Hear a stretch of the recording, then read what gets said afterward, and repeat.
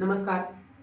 मराठी भाषाविषयी या माझ्या युट्यूब चॅनलमध्ये आपल्या सर्वांचं पुन्हा एकदा स्वागत. आज आपण मराठी व्याकरणाचा अगदी छोटासा असलेला पण महत्त्वाचा असलेला उपसर्ग आणि प्रत्यय हा भाग बघणार आहे.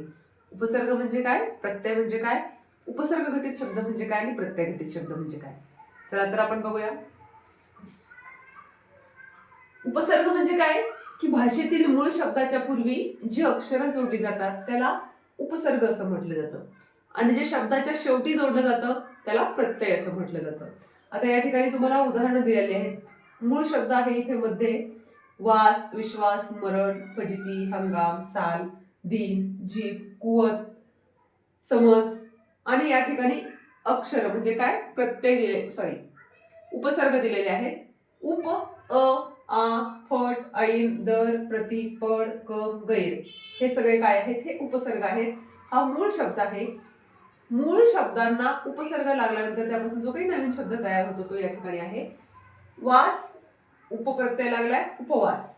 विश्वास, अविश्वास. आमरण, फटफजिती, ऐन हंगाम, दर साल, प्रतिदिन, पड जीभ, कमकुवत, गैरसमज. आता हे जे काही उपसर्ग आहेत हे उपसर्ग आपण बघत असताना आपल्याला 4 महत्त्वाच्या गोष्टी लक्षात ठेवणं आवश्यक आहे. सगळ्यात पहिलं महत्त्वाची गोष्ट म्हणजे हे जे काही उपसर्ग आहेत हे फक्त मराठी भाषेतले नाही तर ते अरबी, फारसी, संस्कृत आणि मराठी अशा सगळ्या भाषेंमधून आलेले आहेत. दुसरी महत्त्वाची गोष्ट की उपसर्गाचा स्वतंत्रपणे वाक्यामध्ये उपयोग केला जात नाही. उपसर्गाला सूचक असा अर्थ असतो, निरर्थक उपसर्ग नसतो आणि सगळ्यात महत्त्वाचं म्हणजे उपसर्गाच्या वापरामुळे अर्थामध्ये जो काही शब्दाचा अर्थ आहे त्यामध्ये बदल होत असतो.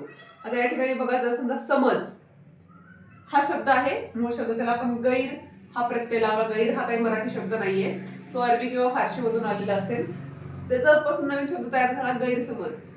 गैर याला काहीतरी अर्थ आहे. समज म्हणजे माहिती असणे, जाणीव असणे आणि गैरसमज म्हणजे एखाद्याबद्दल गैरसमज निर्माण होणे. म्हणजे या दोन्हीला काय झालं, अर्थ बदललेला आहे. ज्यावेळेस शब्दाला उपसर्ग लावलेला आहे त्यावेळेस त्याच्यापासून जो काही नवीन शब्द तयार झाला त्या नवीन शब्दाच्या अर्थामध्ये बदल झालेला आहे. पुढचा आहे, आता या ठिकाणी उपसर्ग घटित शब्द आपण दिलेले आहेत. उपवास, अविश्वास, आमरण, फटफजिती, ऐन हंगाम, दर साल, प्रतिदिन, पडजीभ, कमकुवत, गैरसमज. पुढे आहे प्रत्यय. जेव्हा शब्दाच्या किंवा धातूच्या शेवटी एक किंवा अधिक अक्षर जोडली जातात त्या अक्षरांना प्रत्यय असं म्हटलं जातं. गुलाम, पोत, मत, तुर्क, बुद्धी, जड, पीक, मान हे काय आहे, खान, रंग हे सगळे या ठिकाणी शब्द दिलेले आहेत, मूळ शब्द, आणि त्याला हे प्रत्यय लागलेले आहेत. मूळ शब्दांना प्रत्यय लागल्यानंतर जो नवीन शब्द तयार झालाय तो या ठिकाणी आहे. मूळ शब्द आहे गुलाम, प्रत्यय गिरी, नवीन शब्द तयार झालाय गुलामगिरी.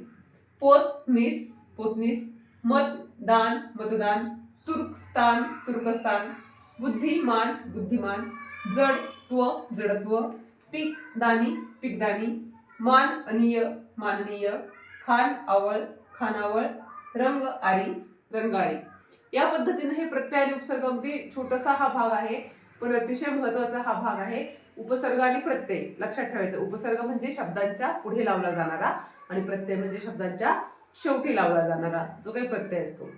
तर हा भाग इथे संपलेला आहे. अगदी छोटासाच हा भाग होता, पण अशाच वेगवेगळ्या व्हिडिओसाठी आणि व्याकरणाच्या वेगवेगळ्या भागांसाठी, पाठांसाठी, त्यांच्या स्वाध्यायांसाठी माझ्या युट्यूब चॅनलवरती असेच राहा.